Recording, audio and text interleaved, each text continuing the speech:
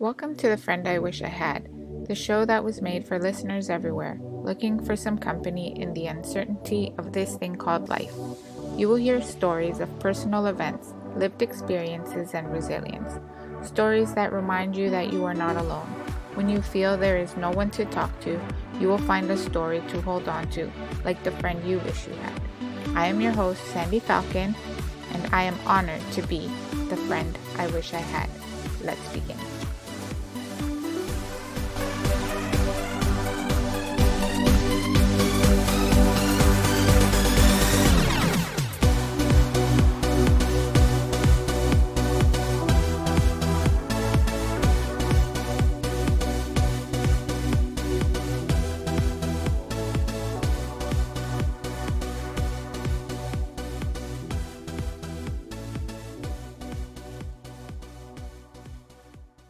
Welcome to episode 8.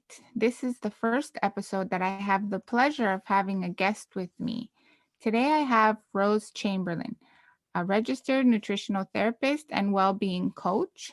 She has her own website, thehealthytree.org. You'll be able to click on the link in the show notes to see what Rose is doing and what she can help you with in the future. Hi, Rose. Welcome to The Friend I Wish I Had. Thank you, Sandy. Thank you for having me and for inviting me for the shows. My name is Rose Chamberlain. I'm a naturopath nutritional therapist. I live in England and I've done my training here. For the beginning of my career, I've been working as a naturopath for the past 6 years, and for the first half of my career as a naturopath, I've been concentrating on gut healing. Because in naturopathy, we do a lot of gut healing.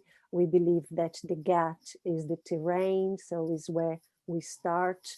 But about 3 years ago, when I stepped into peri-menopause, I became more and more interested into hormone balance. And nowadays, I dedicate my practice to gut healing, but more and more into supporting women going through perimenopause and menopause. But I've noticed that it's not just too important to help them to balance their hormones, but it's important also to help them to reconnect it with themselves and to reconnect it with their life purpose. So when I do a program, I look into these different areas. So yes, I'm going to help my clients to balance their hormones and then to manage their symptoms, but also I'm interested to help them to improve their mindset and then also to support them to find their purpose again and to reconnect it with their life purpose. That's amazing, Rose. Speaking about our menstrual cycle and perimenopause and menopause. Now, perimenopause was something that I recently started to hear about, and more so when I saw your website and I started following you on Instagram and Facebook. And perimenopause was something that I really wasn't very aware of. And also in having a conversation with you, I remember us talking about embracing our menstrual cycle from when we are young. Can you talk to me a little bit more about the menstrual cycle from when we are young women and how that affects our bodies and how that changes over time? So we start our menstrual cycle when we're younger, then we go into our mid 20s. Some of us have children, some of us don't. Then there's perimenopause, which I was very surprised to find out can start as early as 35, which made a lot of sense with the symptoms that I had found that I was going through. And I learned all of that watching your video. And then going into menopause. Could you take us through that cycle and how it changes, what it looks like in your words?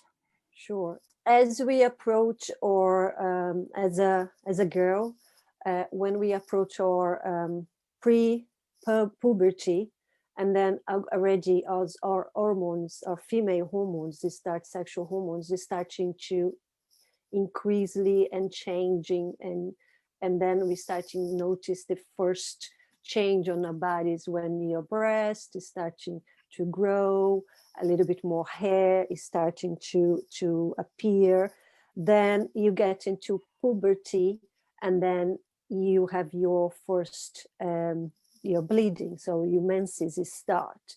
So, and then of course, as you're growing, it takes a little bit of time for your hormones there to establish themselves, to balance. And that is where you see the teenagers with all the mood swings, and then change on behavior. They starting want to sleep more, or their eating patterns change. And then of course, after a while, after they have their first menses, then those hormones is going to balance. Well, theoretically, they are going to balance itself for you to progress into your early 20s.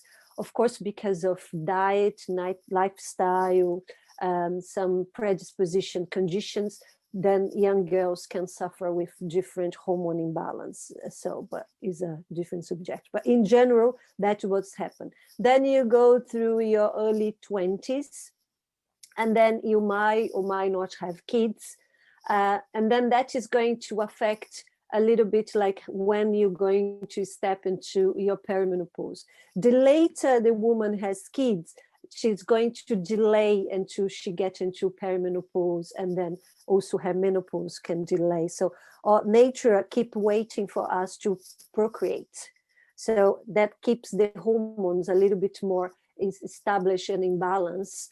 Again, lifestyle is going to have input as well. Diet is going to have an effect, depends. But once you have your kids, and then if you start your first menstruation, so if you have your first bleeding when you are 11 years old, for instance, it's more likely that you're going to get into menopause on your later 40s, early 50s. So your perimenopause can start as early as 35, like you mentioned.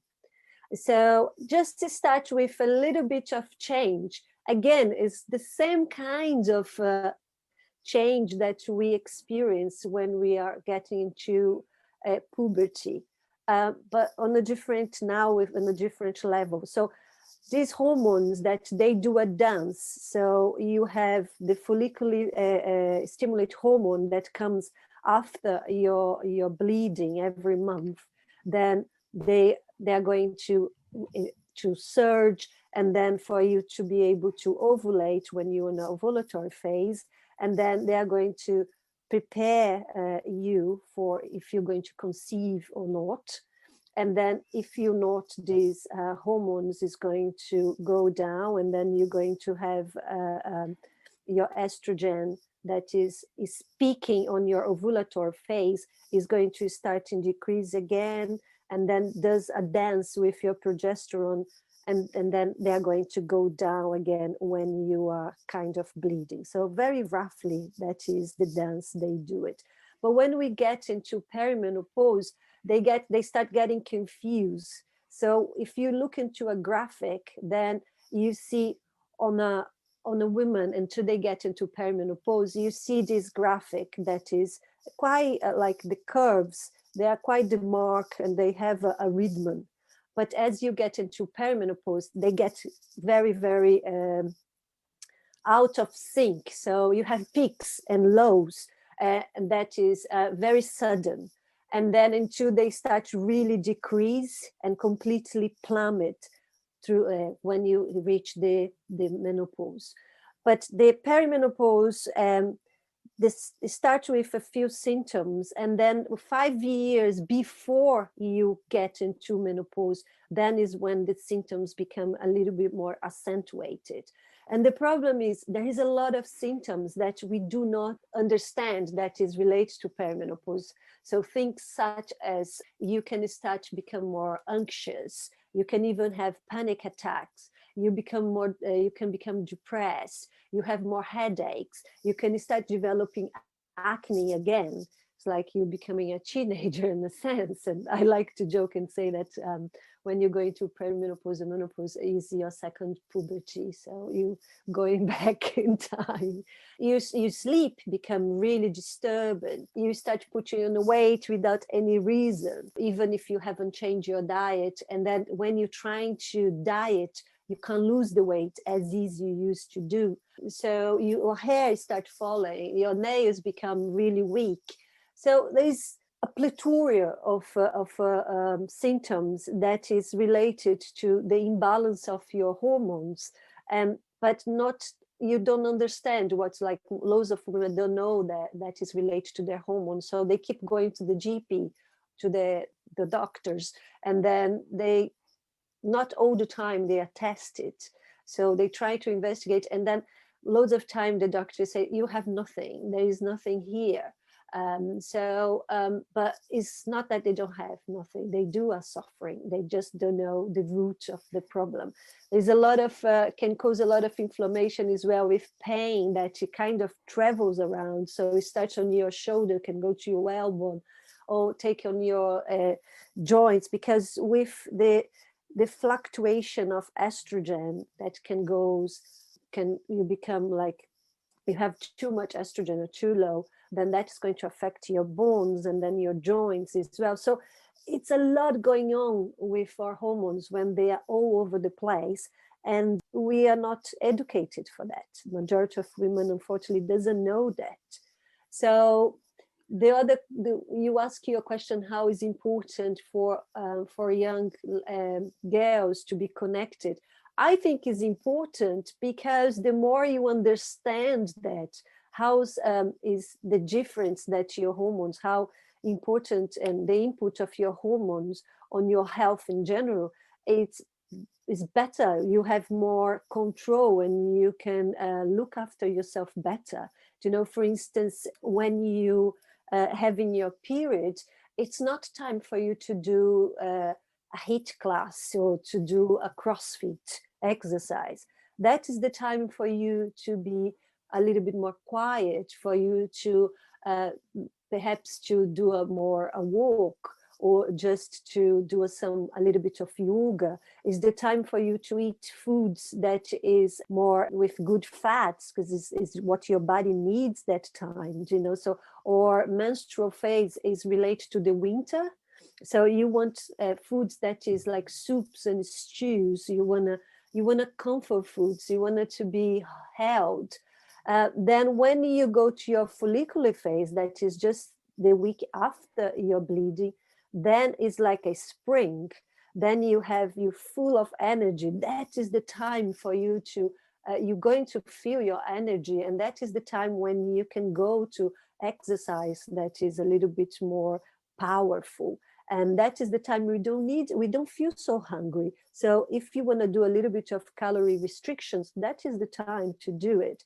And then you go to your ovulatory phase, and then it's a summer, and then you can eat more salads, more foods, and then is again, you still, your energy is still good, you want to be out there, is when you feel more sexy, you want it to be more social. Then another week pass, and then is you get into the luteal phase. So, and that is becomes the autumn. Again, is the time when your energy is going to drop, you're going to feel the need to eat a little bit more carbs, you know, when we have that craves. But that carbs doesn't need to be chocolate. So you can have like sweet potato, you can have like complex carbs instead of refined carbs. And then the exercise there needs to change again. So it will be better to do a more like a mobility exercise instead to do a running, or to do a more strength exercise in terms of cardio exercise. And then your bodies need there like more complex, like I said, complex carbs. So you can eat a more macrobiotic diet, so you can increase a little bit more grains and whole grains. So, and if you know that, you can starting and if you know that from a young age, so you can start and understand that is, you can't have the same goals to achieve the same results throughout the month, because we're not men. Our body responds in a different way, and then if we work with our body, is much less that we're going to suffer. So I think we, as women, we suffer a lot because of we are trying to achieve the same kind of rhythm that is men in society, especially in the workforce. The more you connect with your body, more you work with your body, not against your body. So I hope I have answered. Yes, you've done an excellent job. I appreciate that answer. It was exactly what I was looking for. And I know that I saw on either your Facebook page, your Instagram page, that you have phases of the month and how they work and what you should be doing and what you can be doing. It's a very handy tool that you've shared with everybody. And that was the first time I realized that maybe we should, as women, should be working with this calendar that shows us what phase we're in and what we can expect from ourselves to achieve during that specific time of the month. Because, like you said, it's very eye-opening because we do have these very high expectations of ourselves as women, and we put ourselves down the minute that we can't accomplish these expectations. But I don't think that we take into account how complex our bodies are, and all of the changes that are happening to us on a daily basis, that some of our expectations of ourselves are unrealistic, and in being in tune with our bodies, that we would probably be able to achieve a lot more by being careful with ourselves and treating ourselves with a lot more tact and a lot more care is the word that keeps coming up to my mind. But it's also a very good idea to help our daughters or our younger generation to understand this as soon as possible, because I know that when we're young, we learn about this, but very briefly in school. And at that time, since we're in our puberty time, that it's so uncomfortable to talk about, especially at school and with teachers and whatnot. But as parents, and even not, I mean, we could be aunts, uncles, cousins, just as an older generation of women, I think that we should share information with our younger generation so that they can be well equipped for when all of this is happening to them, and possibly change the way they interact with their cycle. Because I know for the longest time, I despised the fact that I had my goal. It was, I couldn't embrace it. I thought it was so foreign to my body. It didn't belong to me. This shouldn't be happening. It's not fair. I wish I would have been able to have had more information regarding what it was that was happening. And even so, from a research and scientific or biological perspective, like you're giving to us, it makes it more of an educational topic and not so much of an uncomfortable topic. I feel that many people get uncomfortable when talking about the menstrual cycle because it's just not talked about enough, and sometimes not even enough in between women. I mean, some women don't want to talk about it. It's just something that happens and we leave it alone and that's it.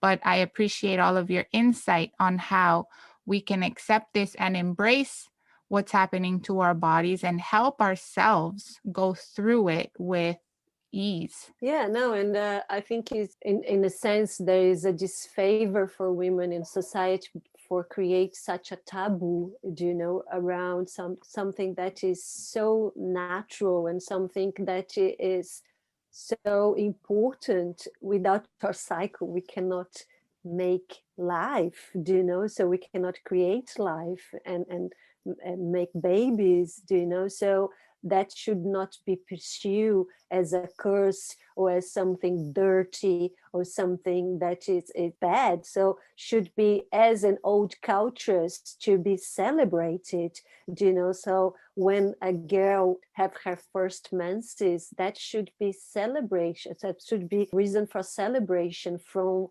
her with her mother and the old woman on her family, instead of being such a taboo. And I feel so sorry to see young girls as 11, 12 years old starting taking the pill, not to have their cycle anymore sometimes, because they don't want to go through pain, or they just don't want to deal with it, and they are just completely disconnecting from their body. And on top of creating other problems as well, that is because you're not actually, when you're taking the pill, the bleed that you have, that is not a cycle, so that is a fake bleeding. So you not really allow your hormones to do the job, so you don't go through this phase and change this energy. So is you kind of you suppressing your body opportunity to go through these different cyclical energy and different phases of hormones. So yes, like sometimes some people, they can have problems, but majority of time when you deal with if you look into adjust lifestyle and diet, then the symptoms goes away. Like when our body is giving us symptoms, it's not something bad, it's just our body telling us something is not right here, so give me some attention.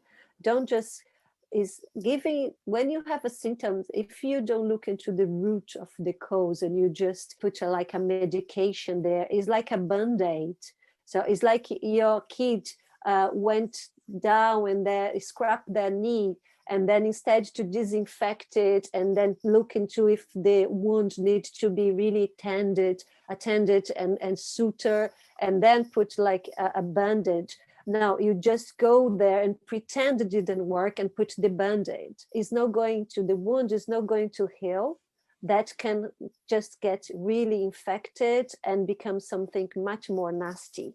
So it's the same thing with our body. If you have a symptom and then you just take a medication to just to alleviate your discomfort, but you don't look into the cause of that symptom, then you're not doing a favor to your body. You just create opportunity for something much bigger to develop. So for a big problem to end up happening, and then you become really, really ill. I would like to see more and more girls embracing their cycle, and to understand, because the important thing is when we suppress our cycle, when we suppress this idea of bleeding and to be a being that bleeds, and we are suppressing our femininity in some way as well. We are suppressing our power as a woman, as creators. So we are disconnecting from nature, and then we keeping trying to become men, and we are not little men. Women is not a little man. I love, there is a writer that I really like, her Stacey Sims, and she has this book called Raw, and then she's now, I think, launching a new book called Women is Not a Small Man. We are not small men. And it's true, like when she's coming from the perspective of exercise, she's an athlete and she's always working with athlete women, females. She say like the protocols that is put in place in terms of diet and exercise and even supplementation for male athletes do not fit women, because we have a completely different biology. Men works, their hormones work on the 24-hour cycle, or hormones work on a 28-day cycle. So their protocols do not work for us. We need protocols that embrace who we are and how our biology works. You see a lot of, because the research, most of the time, they work with young male, especially in terms of sport and diet. They come up with these protocols and they put out and then become mainstream. And then you see a lot of women going into this diet that become trend, doesn't suit their bodies, and then sometimes can create a lot of problems. Like, for instance, intermittent fasting can really cause problems for some women with that thyroid, or thyroid. So I'm speaking with Portuguese in my head now. So can really slow down the thyroid after a while. Do you know? So it's very individual, and especially for menstruating women. So we need to be careful when we embrace the different diets or exercise protocols, because, like I said, some of them is great for the male body. And the same thing with the workforce.